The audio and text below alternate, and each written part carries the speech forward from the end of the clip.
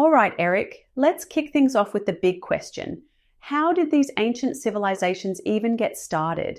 I mean, you've got Mesopotamia, Egypt, the Indus Valley, all popping up around rivers, inventing writing, building these wild social structures. It's like suddenly, boom, cuneiform tablets, pyramids, and kings everywhere. Yeah, it's fascinating, isn't it? I think agriculture was the real game changer.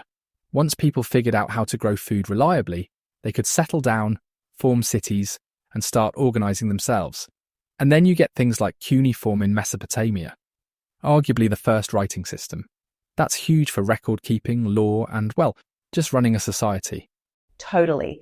And okay, I have to tell you, when I visited the British Museum, I saw the Code of Hammurabi. It's this massive stone with all these laws carved into it.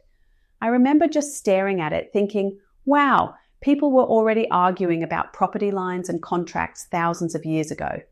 That's what got me obsessed with ancient law, honestly. I love that. And then you've got Egypt with their pyramids and pharaohs and the Indus Valley. Those cities were so well planned, with drainage systems and everything. Early governance, early tech, all coming together. It's kind of mind-blowing. But of course, nothing lasts forever. These societies faced all sorts of challenges. Environmental changes, invasions, even just internal squabbles. The Indus Valley is a classic example. There's evidence that shifting river patterns basically made it impossible to farm. And that's a death sentence for a city back then. Yeah, and it's not always the dramatic stuff like wars. Sometimes it's just, oops, the river moved and now we can't grow wheat. Exactly. I actually worked on a documentary about archaeological digs in the Middle East. They found entire cities buried under desert sands, places that were once thriving, just gone. It's a bit eerie, honestly. It's wild to think about. Like one day you're the center of the world and the next you're a footnote in someone else's story. But even when these civilizations collapsed, they didn't just vanish. Their ideas, their inventions, they spread. Written language, for example, didn't just stay in Mesopotamia. It traveled, evolved, and shaped other cultures. And architectural styles too. You see echoes of Egyptian and Mesopotamian design all over the ancient world. It's like history is this big cycle. Societies rise, fall, but their legacies keep rolling forward. Yeah, and I think there's something comforting about that. Even when things fall apart, there's always something left behind. Maybe that's the lesson for us. Don't get too cocky, but also don't despair when things change. Right, it's all cyclical. We can learn a lot from how these societies handled, or didn't handle, change. And sometimes it's not just about falling, it's about getting back up. Look at the Roman Empire. It collapsed, but then you get the Byzantine Empire. And later, all these new civilizations rising in places like Mesoamerica. It's like resilience is baked into the human story. Yeah, and it's not just about rebuilding the same thing. Sometimes it's about transforming, adapting, mixing old traditions with new ideas. That's how you get these fresh identities, right? Like preserving knowledge, passing down stories, even when everything else changes. Absolutely. And you see it today too. Societies facing decline but bouncing back through innovation, new policies, or just sheer determination. It's kind of inspiring. Speaking of bouncing back, let's talk about now. Think about New Orleans after Hurricane Katrina, or countries clawing their way out of the 2008 financial crisis. It's not easy, but people find ways to rebuild. Community engagement, tech innovation, policy reforms, all that jazz. Yeah, and I think what's interesting is how much we can learn from the past. Ancient societies had to adapt to climate shifts, political chaos, economic crashes. Sound familiar? Maybe if we pay attention, we can do a bit better this time around. Exactly. It's like history doesn't repeat, but it definitely rhymes.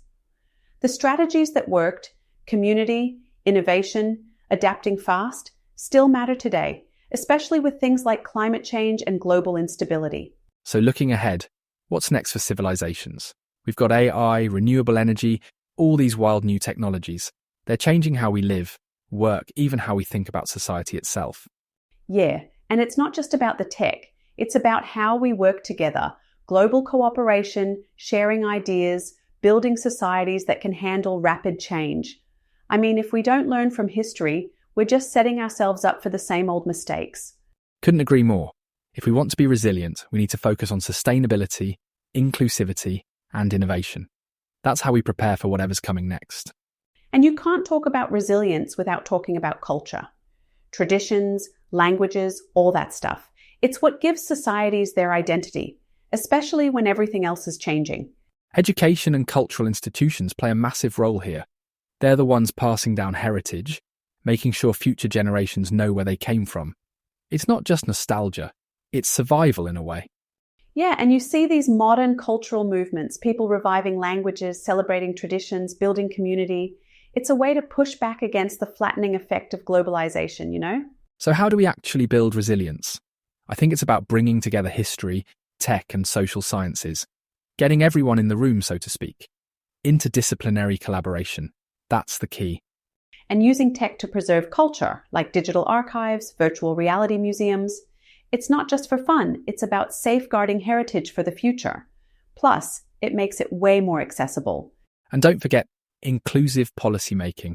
If you want real resilience, you need to involve everyone, different communities, different perspectives. Otherwise, you're just building a house of cards. Education's a big one too. Imagine if schools actually taught resilience, history, tech, social sciences, all mashed together. That's how you get future leaders who can handle whatever comes their way. And investing in digital infrastructure, online archives, VR experiences. It's about making culture and history accessible to everyone, not just a select few. That builds global awareness, which is crucial. Plus, policymaking forums that actually listen to diverse voices. It's not just a box-ticking exercise, it's how you make sure resilient strategies actually work for real people. And finally, future tech. AI, blockchain, quantum computing. These aren't just buzzwords. They could genuinely help societies adapt and bounce back from crises if we use them wisely. Yeah, but it's got to be collaborative. International partnerships, sharing best practices, all that. No one's going to solve these problems alone. Exactly. And pilot programs? Testing out new tech in urban planning, emergency response, resource management. If it works, scale it up. If not, learn and try again. That's how you build real, lasting resilience. All right, I think that's a good place to wrap up. We've gone from ancient river valleys to quantum computing. Bit of a journey, hey? Absolutely. And there's so much more to explore. Thanks for joining us on this episode of Chronicles. Catch you next time, Eric. And thanks to everyone listening. Don't forget, history's not just in the past. See ya. Goodbye, Ruby. Goodbye, everyone.